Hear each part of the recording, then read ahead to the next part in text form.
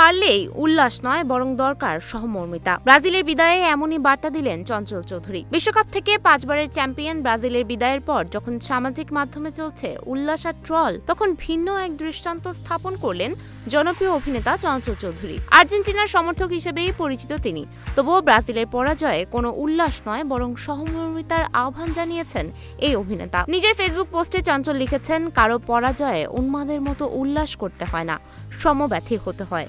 অন্তত সেটা না পারলে শান্ত থাকতে হয় অথবা সান্ত্বনা দিতে হয়। ব্রাজিলের পরাজয়ে সত্যিই আমি মর্মাহত হয়েছে, বিন্দুমাত্র উল্লাস করিনি।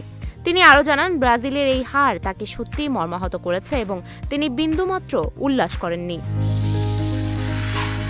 চঞ্চল চৌধুরী মনে করেন, বর্তমান প্রজন্মের ফুটবল প্রেমীরা সৌভাগ্যবান, কারণ একই সময়ে Neymar, Cristiano Ronaldo, Kylian Mbappe ও লিওনেল মেসির মতো কিংবদন্তিদের খেলা দেখার সুযোগ পেয়েছেন তারা। তার ভাষায়, হয়তো আগামী বিশ্বকাপে এই তারকাদের অনেককেই আর দেখা যাবে না, তবে তাদের ফুটবলের জাদু চিরকাল স্মৃতি হয়ে থাকবে। ফেসবুক পোস্টের শেষে আর্জেন্টিনার ম্যাচ নিয়েও নিজের আবেগ প্রকাশ করেন তিনি। মেসির জন্য শুভকামনা এবং আর্জেন্টিনার জন্য ভালোবাসা জানান এই অভিনেতা। উল্লেখ্য, শেষ 16তে মিশরকে 3-2 গোলে হারিয়ে সেমিফাইনালে উঠেছে বর্তমান চ্যাম্পিয়ন আর্জেন্টিনা।